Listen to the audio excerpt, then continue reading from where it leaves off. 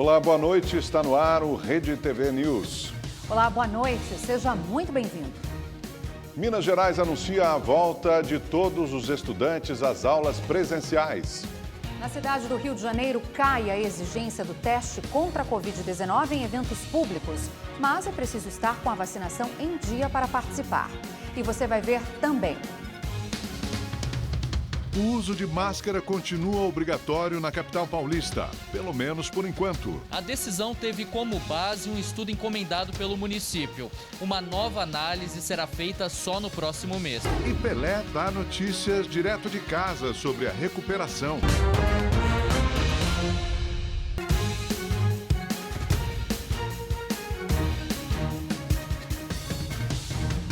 O ex-deputado e presidente do PTB, Roberto Jefferson, chegou hoje à tarde ao complexo penitenciário de Jericinó, em Bangu, na zona oeste do Rio de Janeiro.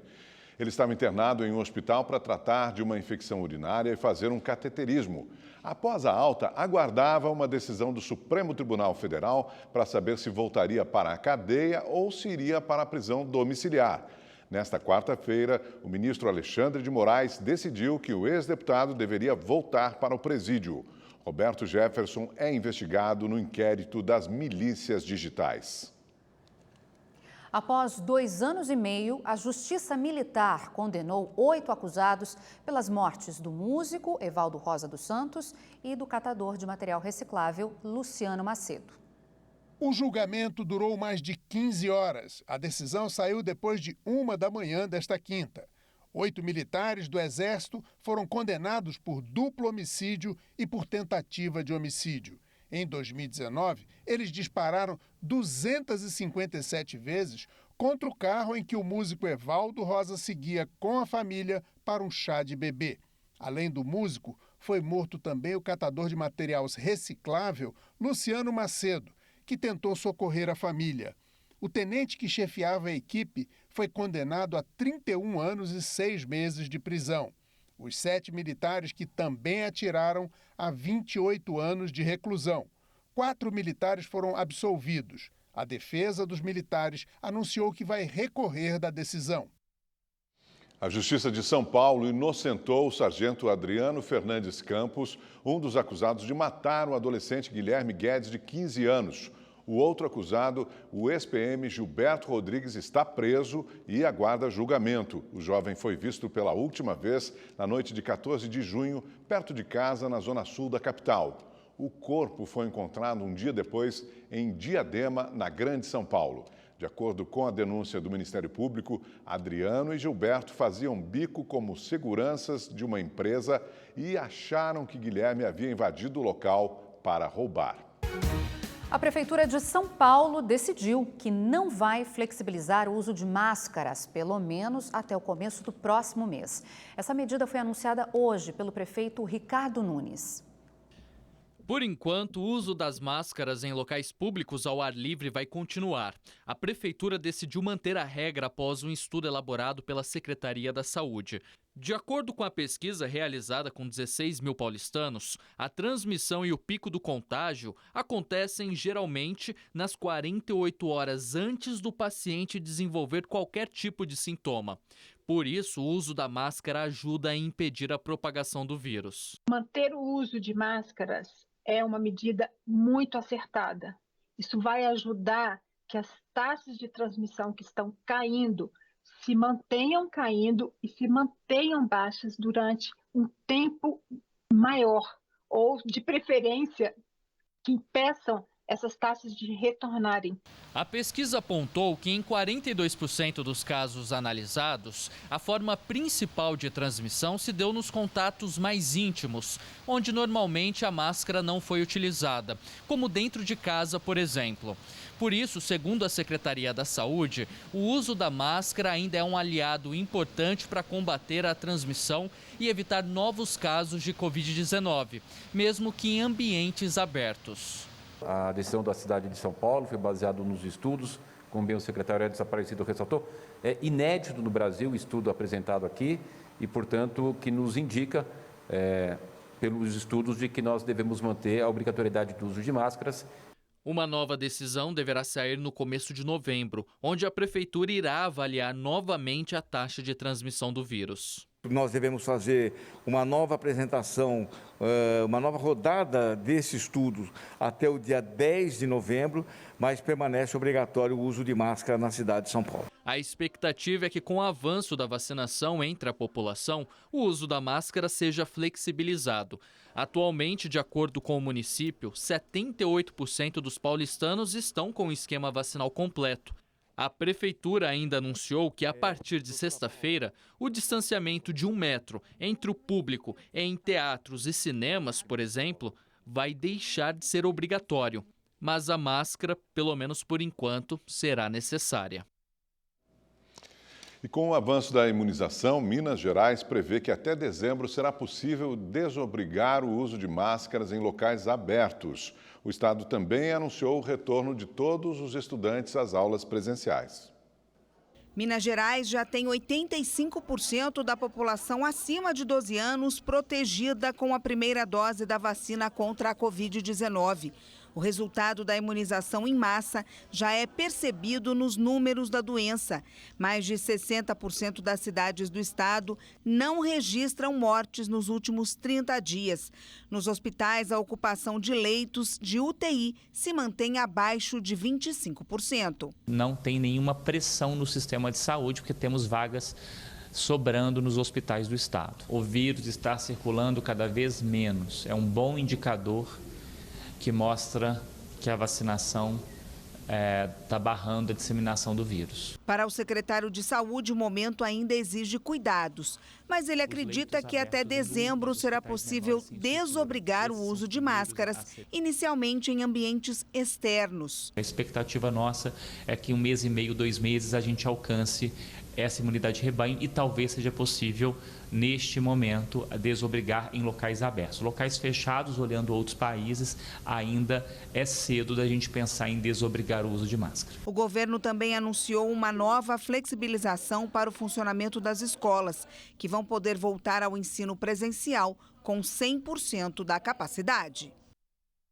Começou hoje, no Rio de Janeiro, a segunda etapa de imunização em massa no complexo de favelas da Maré. Os moradores receberam a segunda dose da vacina AstraZeneca e participaram de um estudo feito pela Fiocruz. A população das 16 favelas do complexo reuniu a orquestra da comunidade e fez a festa.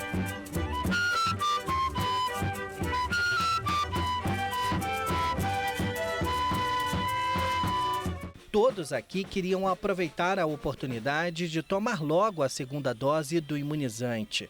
Um sentimento de alívio e esperança. Se vacinem, porque quanto mais pessoas se vacinarem, mais rápido a gente volta à nossa vida normal. Luan, de 27 anos, recebeu a primeira dose em agosto e fez questão de completar o esquema vacinal. Além da minha própria imunização, também está contribuindo para a não proliferação do vírus para toda a sociedade. Além de receberem a segunda dose do imunizante contra a Covid-19, os moradores aqui da Maré também foram submetidos a testes de sorologia para saber a quantidade de anticorpos que foi criada pelo organismo deles 10 semanas após a aplicação da primeira dose.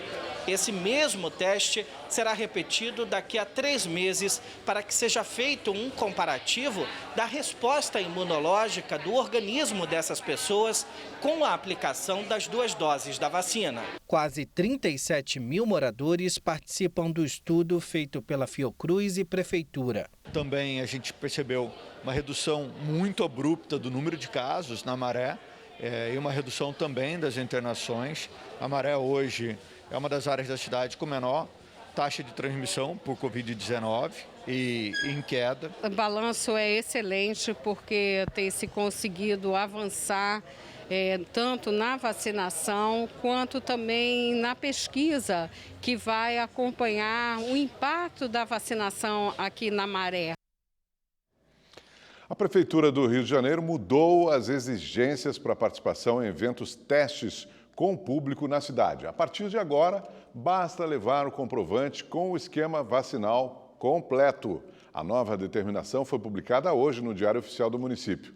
Para quem tiver tomado apenas a primeira dose, ainda é obrigatório apresentar o teste com o resultado negativo para a Covid. A medida faz parte do relaxamento das regras com a melhora da situação da doença na cidade. O governo de Minas Gerais começou a pagar hoje um auxílio emergencial de R$ 600 para mais de 1 milhão de famílias em situação de extrema pobreza. E são duas as prioridades: mães solteiras e quem não recebe o Bolsa Família.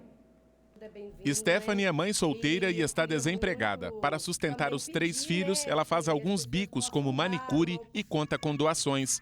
O auxílio de R$ 600 vai ajudar bastante. Veio numa boa hora, né? Vou mostrar para vocês aqui um pouquinho, né, da minha despensa, né? Que ele veio numa boa hora, eu vou estar fazendo minha compra, graças a Deus, né? A situação da Andréia é bem parecida. Ela tem 4 filhos e um netinho recém-nascido que vai morar na mesma casa.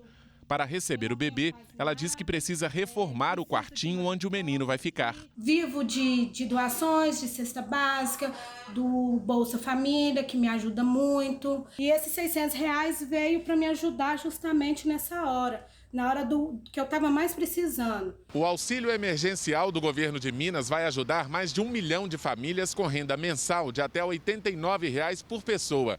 O benefício vai ser pago em parcela única até o dia 29 deste mês.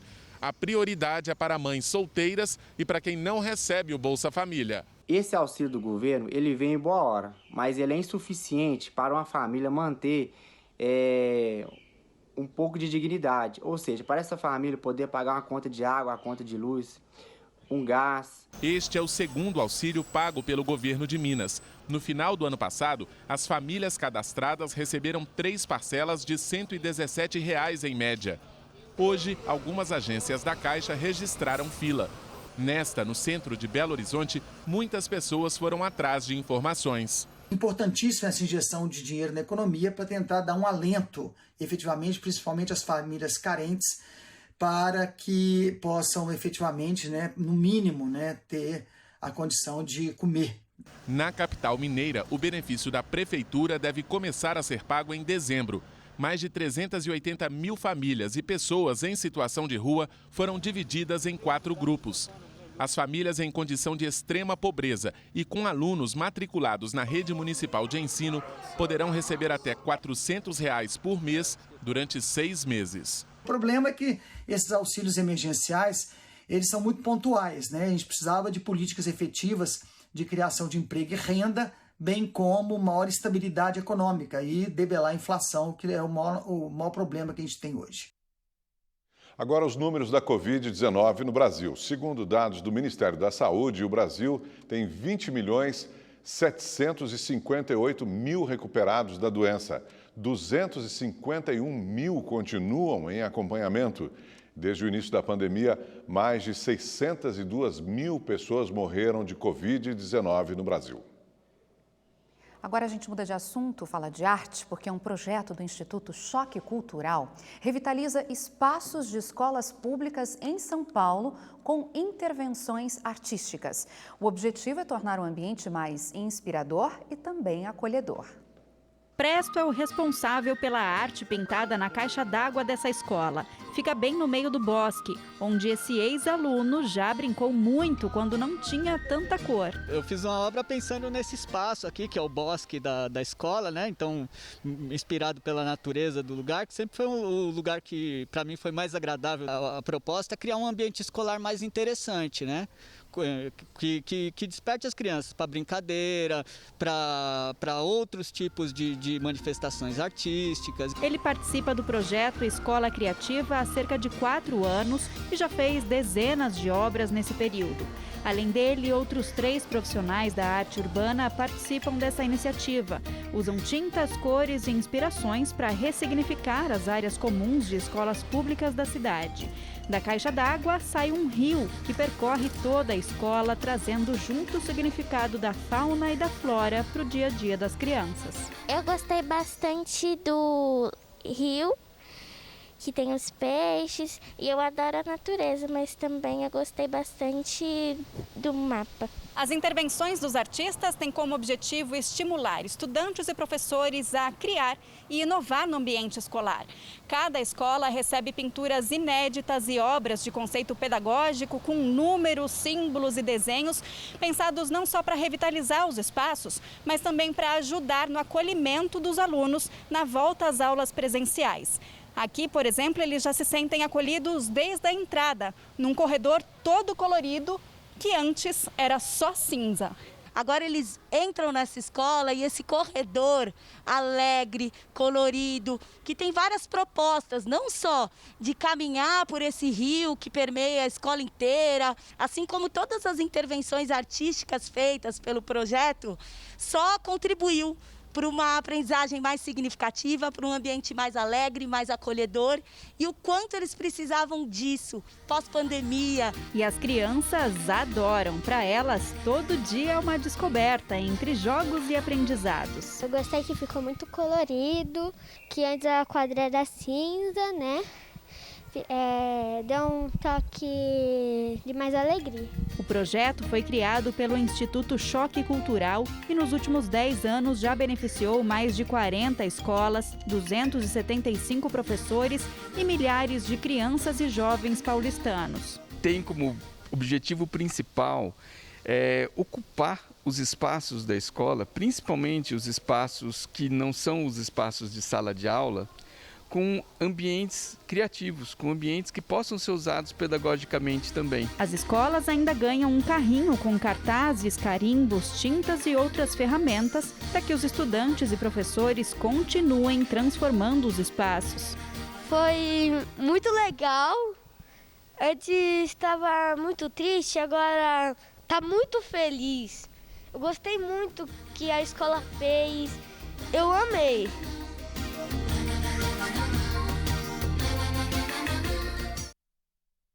Que bom o retorno, né? Desde 2020, cresceu 48% o número de empresas que vendem produtos usados. A nova tendência pode estar ligada aos efeitos da pandemia.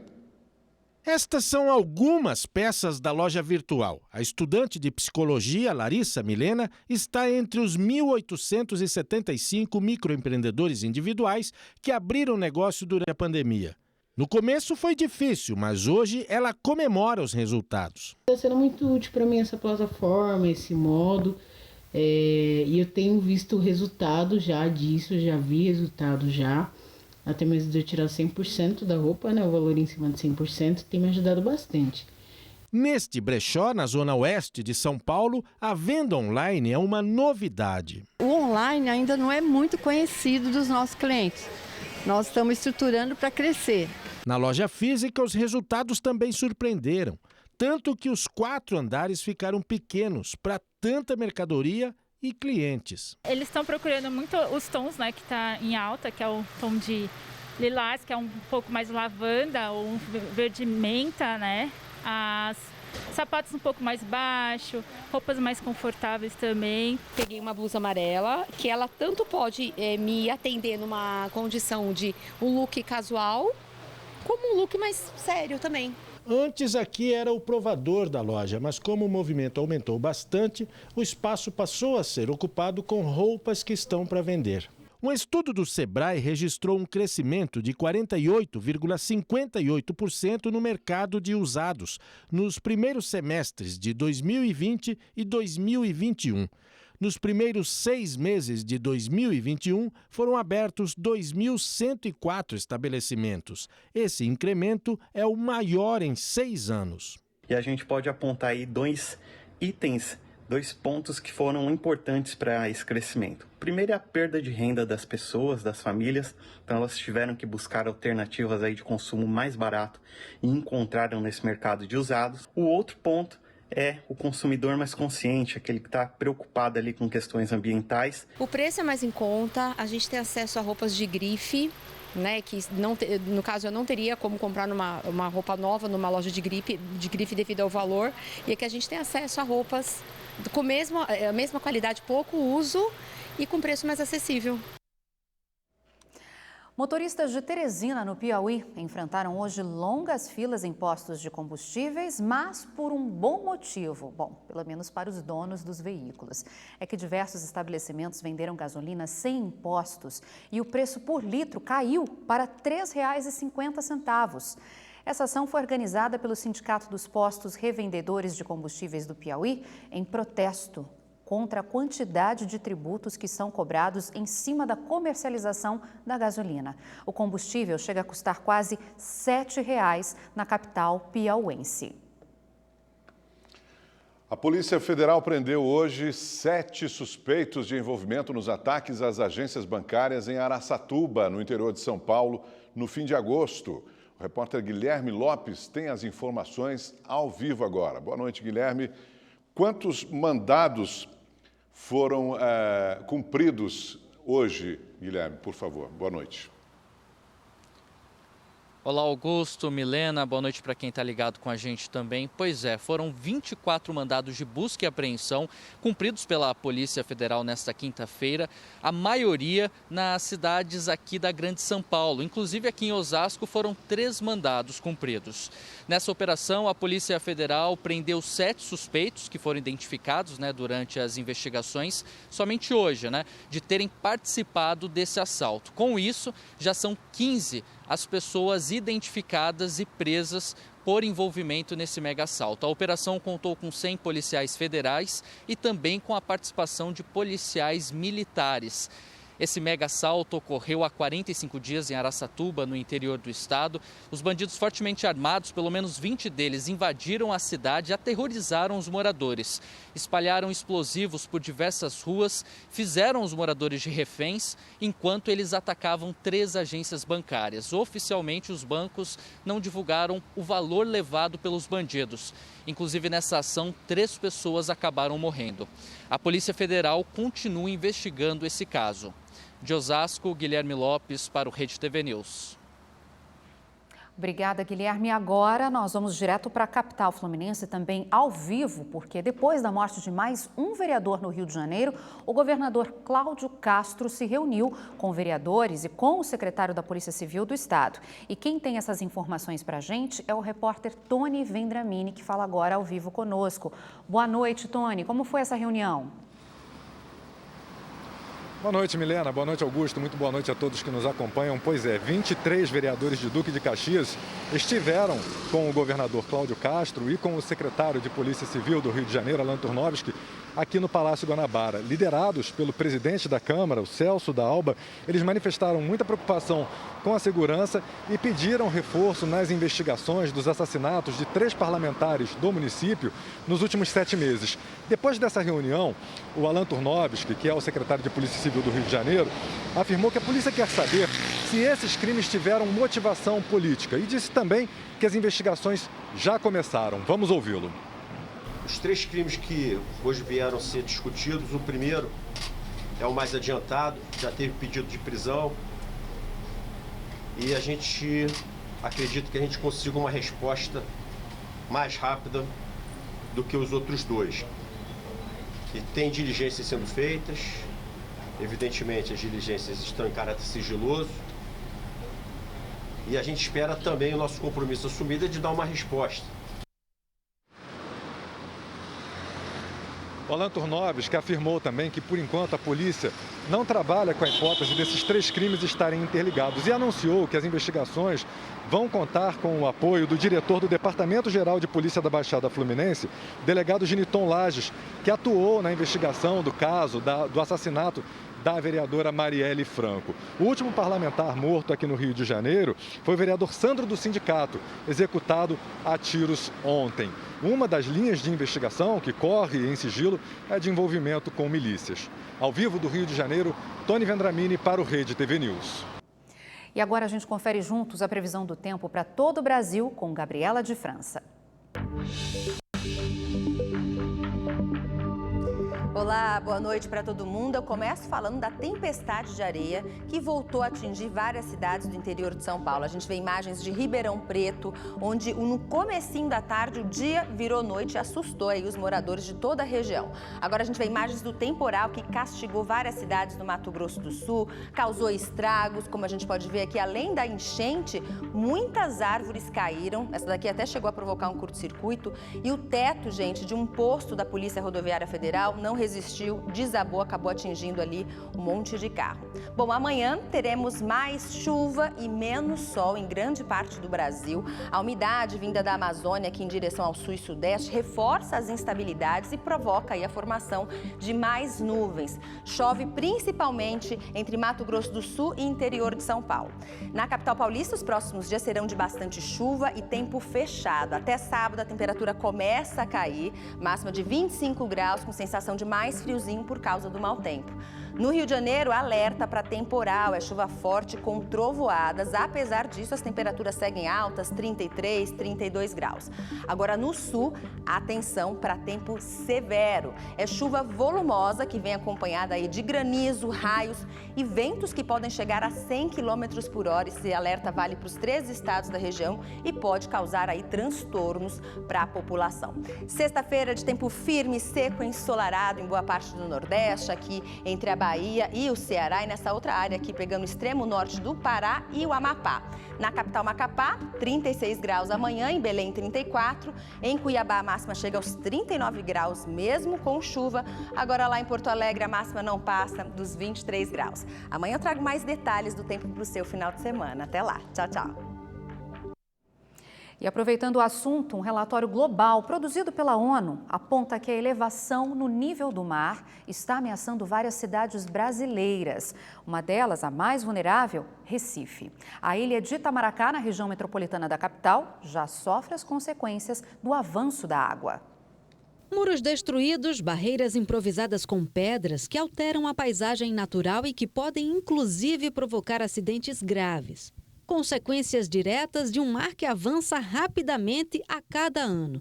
Na ilha de Itamaracá, no litoral norte de Pernambuco, moradores relatam mudanças devastadoras no cenário da praia, que antes era lembrada pelas águas calmas. Tinha muito banco de areia e agora não tem mais. Está encurtando cada vez mais a área do banhista, né? Especialistas apontam que o aquecimento global é o principal responsável pela velocidade com que o mar avança no mundo inteiro.